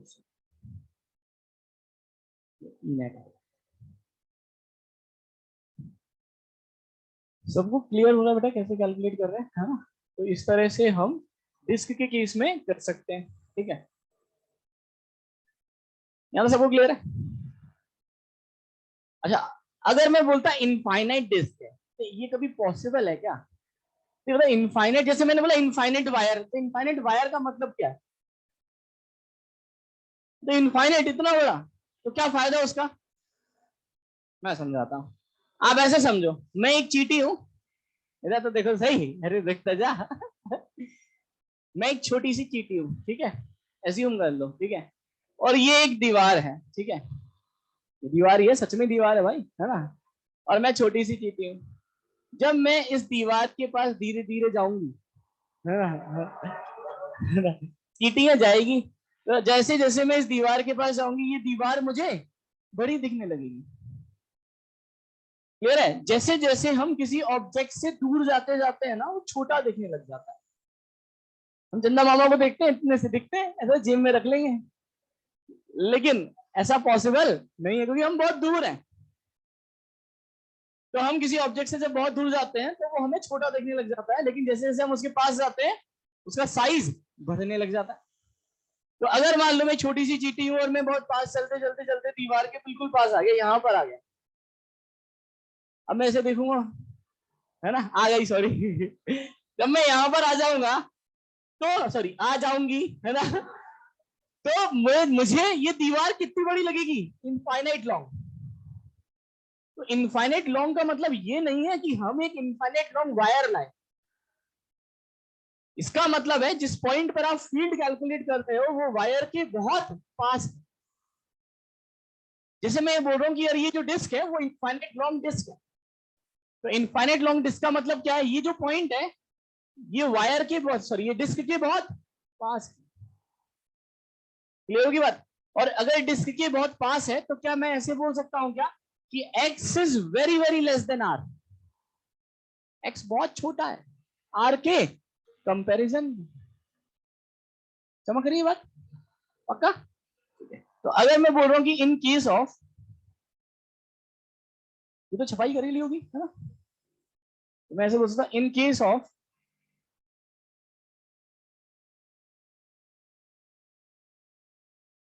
Infinite disc. जैसे हमने पहले भी इनफाइनाइट वायर पढ़ा ना, तो इसका मतलब वायर इनफाइनाइट नहीं है, जो पॉइंट है वो वायर के बहुत क्लोज है, पास में। क्लियर हुई बात? तो अगर हम इनफाइनाइट डिस्क की बात कर रहे हैं तो इनफाइनाइट डिस्क का मतलब है जो पॉइंट है वो इस डिस्क के बहुत पास है, यानी x is very very less then r। x r से बहुत छोटा है। क्लियर है? यानी मैं बोलता हूँ x is tending to zero. x is tending to zero, और ये अगर टेंडिंग टू जीरो है तो ये वाली टर्म भी क्या हो जाएगी? Tending to zero. तो यहां से e की वैल्यू कितनी आ जाएगी? सिग्मा बाय 2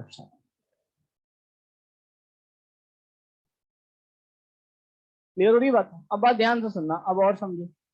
अगेन मैं चलते चलते कहां पर पहुंच चुका था? बिल्कुल पहुंच चुकी थी दीवार के बहुत पास, यहाँ पर। अब ये बताओ जब मैं यहाँ पर पहुंच चुकी थी और मैं इस दीवार को देख रही थी, ये कैसी दिख रही थी मुझे?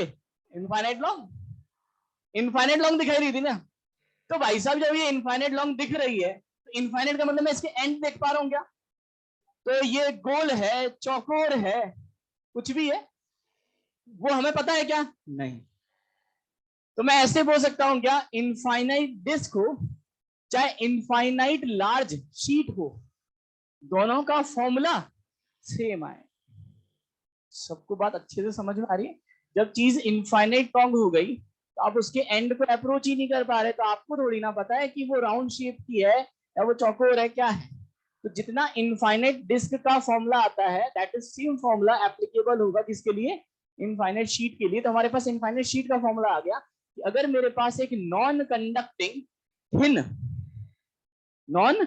कंडक्टिंग थिन इनफाइनाइट शीट है तो सराउंडिंग में उसकी वजह से जो इलेक्ट्रिक फील्ड होगा वो कितना होगा? Sigma by 2 epsilon not. तो इसको मैं यहां लिख देता हूं, इलेक्ट्रिक फील्ड ड्यू टू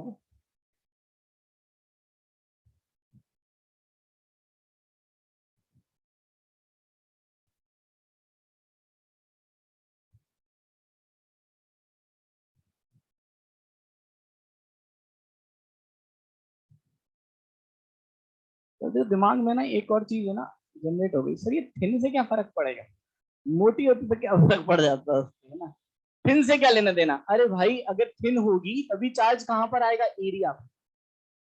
अगर मैं बोलता ये थिक है तो चार्ज कहां पे चला जाता? वॉल्यूम में चला जाता। तो मैं सिग्मा से काम ही नहीं कर पाता, मुझे किससे काम करना पड़ता? रो से काम करना। थिन है तभी तो हम बोल पा रहे हैं कि सारा का सारा चार्ज कहां पर होगा? सरफेस एरिया पर होगा, इसीलिए हम सिग्मा की बात कर रहे हैं। तो सपोज अगर आपके पास ये एक इनफाइनाइट लॉन्ग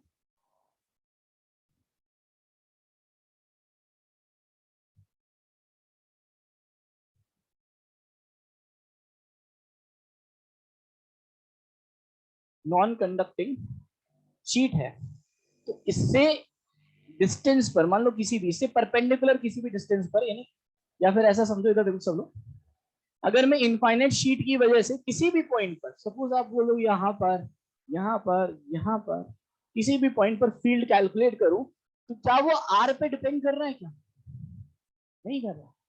वो सिग्मा बाय 2 एप्सिलॉन नॉट आ रहा है, वो थ्रू आउट कॉन्स्टेंट है, वो थ्रू आउट कॉन्स्टेंट है। तो हम बोल सकते हैं किसी भी इनफाइनाइट शीट की वजह से जो फील्ड होता है सराउंडिंग में, उसकी वैल्यू कैसी होती है? कांस्टेंट होती है। क्लियर है? अगर चार्ज कैसा है? पॉजिटिव, तो जो फील्ड होता है वो सरफेस के परपेंडिकुलर और अवे होता है। और चार्ज अगर कैसा है? नेगेटिव, तो परपेंडिकुलर और टुवर्ड्स होता है, जैसा यहां पर चल रहा था, डिस्क की सरफेस के परपेंडिकुलर और अवे, और परपेंडिकुलर और टुवर्ड्स। तो अगर ये पॉजिटिव है तो यहाँ पर जो फील्ड होगा, चाहे मैं अगर इसको ए पॉइंट बोलूं, इसको बी बोलूं, इसको सी बोलूं, तो इलेक्ट्रिक फील्ड चाहे आप ए पे बोल दो, चाहे आप बी पे बोलो, चाहे आप सी पे बोलो, हर जगह इलेक्ट्रिक फील्ड क्या होगा? सेम होगा। और कितना होगा? Sigma by 2 epsilon. मैं बोल सकता हूँ the value of electric field at a point is equals to B point is equals to C, यानी यूनिफॉर्म इलेक्ट्रिक फील्ड होता है, कांस्टेंट।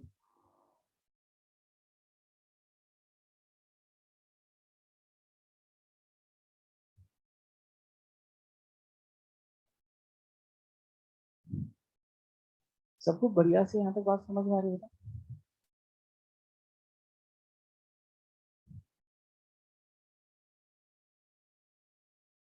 इसको नोट करो और एक पॉइंट और बता देता हूँ, that is electric field due to non conducting ring on its axis.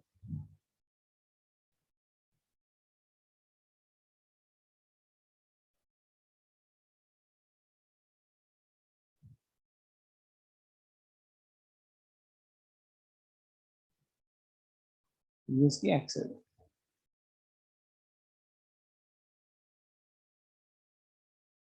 Ring की रेडियस आपको दे रखी है आर, और लीनियर चार्ज डेंसिटी आपको दे रखी है लैम्डा।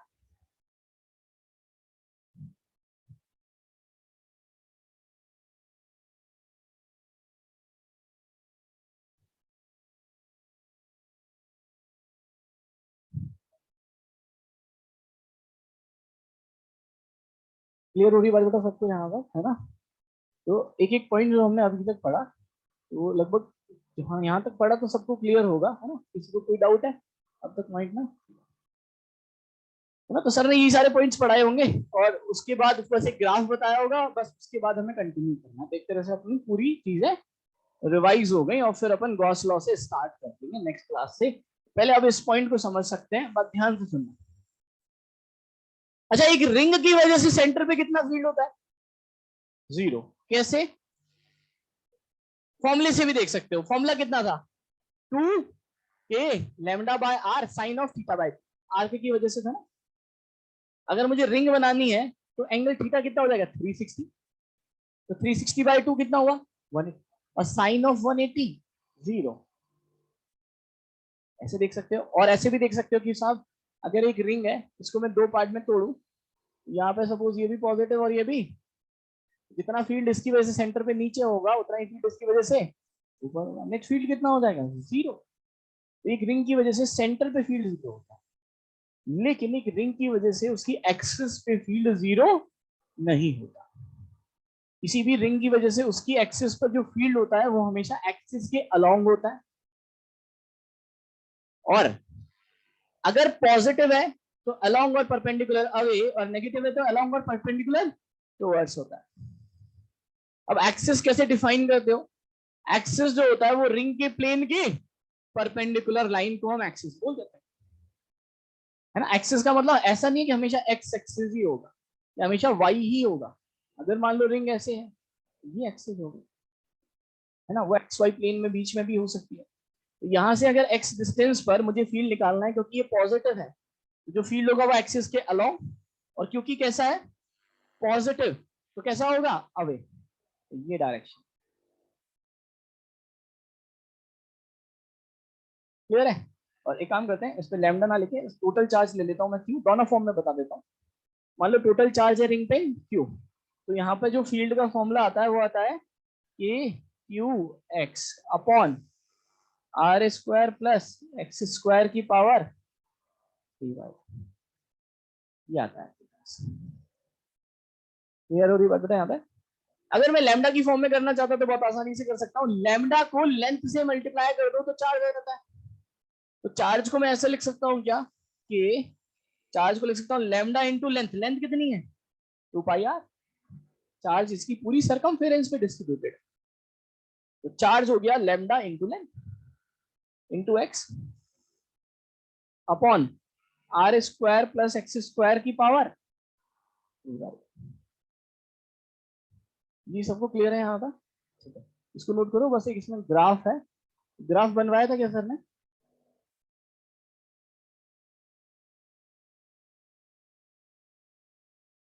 नहीं वो लास्ट नहीं, रिंग वाला ग्राफ।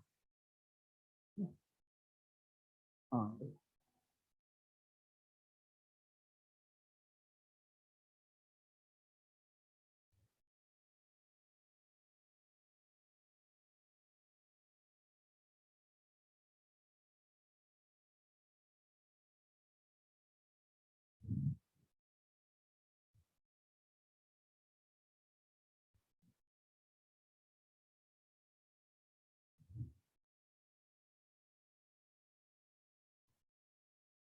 कितनी क्लासेस चल रही हैं अभी, दो, दो तीन अल्टरनेट, आज दो होंगी और कल तीन। फिजिक्स मतलब अल्टरनेट चल रहा है इसलिए दो तीन चल रहा है ना। अभी फिजिक्स कुछ समय तक तो अल्टरनेट ही चलेगा, अराउंड ये मान लो कि अप्रैल अप्रैल आप लोगों का अल्टरनेट चलेगा, और उसके बाद फिर रेगुलर चलेगा पूरे साल। तो अभी भी हाँ, हाँ। तो ये इसलिए बोल रहा हूँ कि आपके पास इनफ टाइम है चीजों को रिवाइज करने का। अब देखो देखो, ओपन बोलते हैं ना कि सुबह का होता है ना, है ना, क्या होता है, सुबह का भूला शाम को घर आ जाए तो उसे भूला नहीं कहते, अब भूला भूला सब कहते हैं ये ध्यान रखना। ठीक है, गलती एक लिमिट तक ही सही रहती है। ठीक है, तो अगर आपने कुछ पाप किए हैं तो बार बार साबुन से हाथ धुलने से उस पाप नहीं धुल जाएंगे। ठीक है, मतलब आपने जो पाप कर लिए आपको बार बार मौका मिल रहा है, अब ऐसा नहीं है कि हम मौका ढूंढते रहें कि हम पाप करें फिर मौका मिले। ठीक है, तो आपने जितनी भी गलतियां की, थोड़ा सा सीरियसनेस लाइफ में जरूरी है। सिंपल सा एक लॉजिक, एक फंडा है। ठीक है, आप अपनी मस्ती और लाइफ दोनों को सेग्रीगेट करके चलो। ठीक है, आपका लाइफ का एक एंजॉयमेंट, जो भी आपकी एक पर्सनल लाइफ जो चीज है वो एक अलग है, और पढ़ाई आपकी अलग है, कैरियर बिल्कुल अलग है।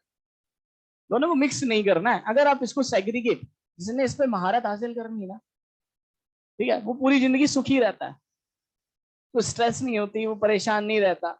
लेकिन जो इसका हलवा बना के चलता है वो बहुत परेशान रहता है, कि ना वो ढंग से एंजॉय कर पाता लाइफ में, और कैरियर तो चौपट हो ही जाता है। हाँ, दोनों चीजें बेकार हो जाती है। तो आप इसको सेग्रीगेट करो। जब आप पढ़ते हो तो देखो, मैं सिंपल सा तरीका है, बच्चे बोलते मेरे से ना, लीडर का बच्चा ही पूछ होता है कि सर जब हम पढ़ते ना, पढ़ते पढ़ते दिमाग कहीं और चला जाता है, इश्यू कहीं और ही चला जाता है, जब आप पढ़ते हैं तो पता नहीं क्लास में बहुत कुछ हो गया होता है, ऐसा होता है ना।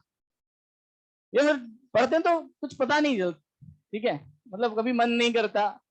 तो सिंपल सा तरीका है, जैसे मान लो कि मेरी मान लो दिन में 3 क्लास 4 5 क्लास, वो डे बाई डे चेंज होती रहती है। तो सिंपल चीज है, आप कोई भी काम करते हो ना, तो आप उसमें सोचो मत कि वो कितनी देर और करना है ना, मन को बिल्कुल शून्य पे ले आओ। आप सोच, मैं ये सोचूं कि यार 7:15 तो मैं घर जाऊंगा, कितना मजा आएगा तो भाई मैं पढ़ ही नहीं पाऊंगा ना, दिक्कत ये है। तो मैं सोच ही नहीं रहा कि यार कब 7:15 बजेंगे, जब बजने होंगे बज ही गए, है ना। तो जब होना हो वो हो जाएगा यार। आप जो काम कर रहे हो आप उसको करते रहो, जो टारगेट है ना उसको कंप्लीट करो। जिसे मैंने टारगेट लिया कि यार जितना लगभग जितना लास्ट है उसका रिवाइज कंप्लीट करा दूं, तो वो एक टारगेट है, उस हिसाब से क्लास है ना। अब तो पढ़ते भी ऐसे हैं मजे ले लेके है ना। तो रिलैक्स ना, मैं आपको बहुत स्ट्रेस के पढ़ाऊं कि अभी पढ़ना, तो नहीं पढ़ रहा मैं, तू भी पढ़, तू भी। अब बोले कहाँ फंस गए, भागो यहाँ से, तो फांसी ना लगाते, है ना। तो एक जो आप खुद ही रिलैक्स नहीं होंगे कि बॉडी लैंग्वेज रिलैक्स नहीं होगी,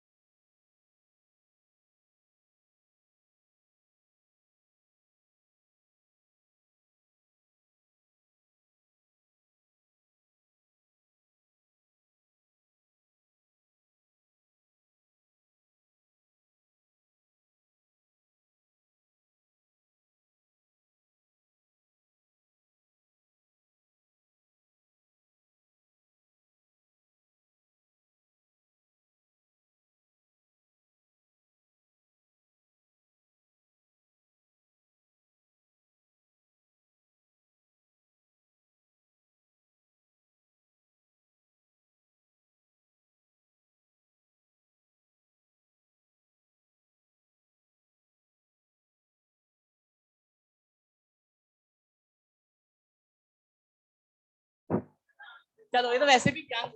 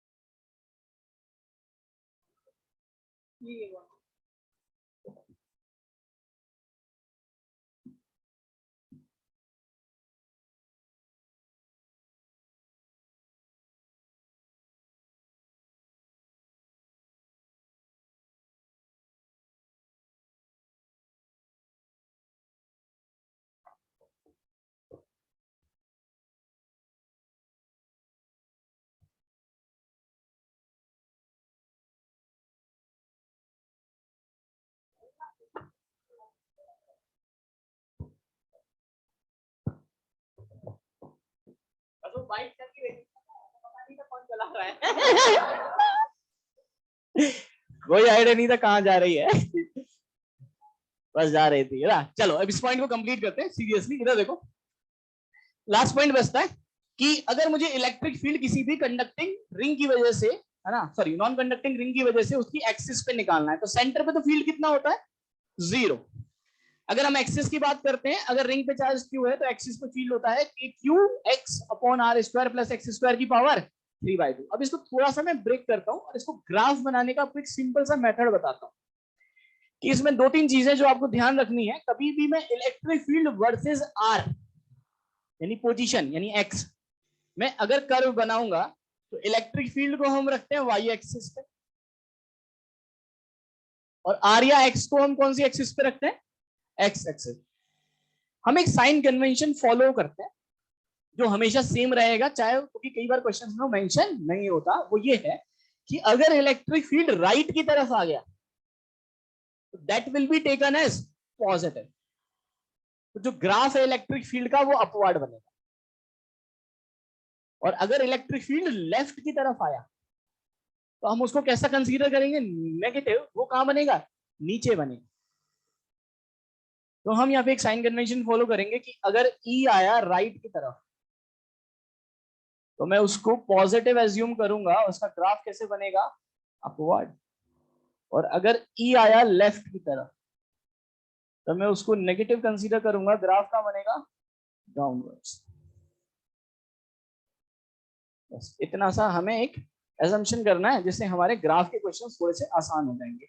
अब जैसे बात ध्यान से सुनना, अब मैं यहां से चलना चालू किया मैंने इधर, मुझे पता जब यहां से चलूंगा तो एक्स 0, तो फील्ड की वैल्यू भी 0। वैसे भी मैं पता है रिंग के सेंटर पे फील्ड कितना होता है, 0। यहां से भी आ जाएगा, देखो एक्स को 0 पुट करो, ई कितना आ गया, 0। तो ग्राफ यहां से चालू होगा। अगर मैं यहां पे चलूंगा तो फील्ड कहां आ रहा है, राइट या लेफ्ट, राइट आ रहा है। राइट का मतलब पॉजिटिव, ग्राफ का बनेगा अपवर्ड। अगर मैं बहुत पास हूं रिंग के, अगर मैं यहां पर हूं, अगर मैं रिंग के बहुत पास हूं तो एक्स बहुत छोटा हो गया, किसके कंपैरिजन में, आर की। तो अगर एक्स आर के कंपैरिजन में बहुत छोटा है तो दैट इज टेंडिंग टू 0। क्या इसको भी 0 कर सकता हूं क्या, मल्टीप्लाई में नहीं हटाते। जैसे मान लो 1000 इंटू 0.001, क्या आप इसको नेग्लेक्ट कर सकते हो क्या, नहीं कर सकते साहब, है ना। मल्टीप्लाई में और डिवाइड में नहीं कर सकते, लेकिन एडिशन और सब्सट्रैक्शन में कर सकते। तो अगर एक्स आर से बहुत छोटा है तो यहाँ पे ये टेंडिंग टू 0 हो जाएगा। तो ये फॉर्मूला क्या बना, K Q X upon R cube. तो E directly proportional to X आ गया, E directly proportional to X आ गया। ऐसे बोल सकता हूँ when X is very very less than R, तो जो ई का फॉर्मूला बना वो बना K Q X upon R cube, E directly proportional to X. कैसा कर्व बनेगा, लीनियर। जैसे जैसे एक्स बढ़ता जाएगा ई की वैल्यू भी तो ये ऐसे बनेगा, बढ़ते बढ़ते मैक्सिमम वैल्यू आ जाएगी।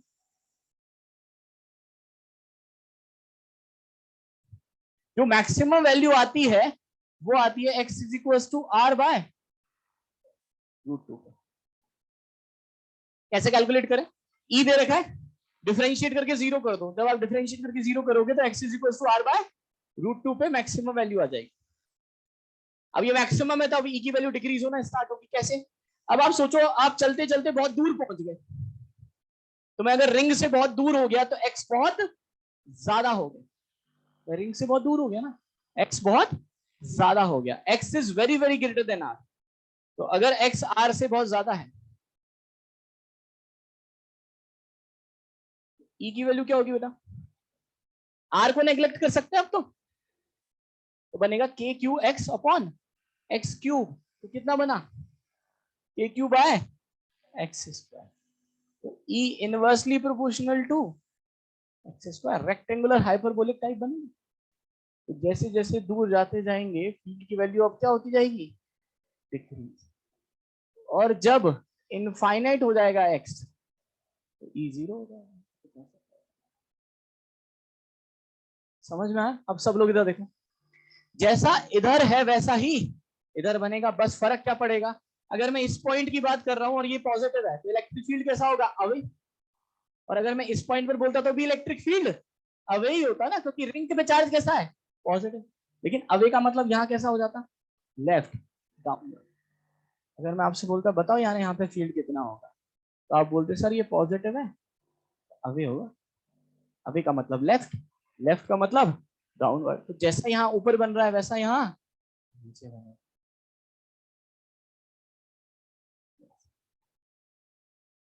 अगेन मैक्सिमम वैल्यू कहां पर आएगी?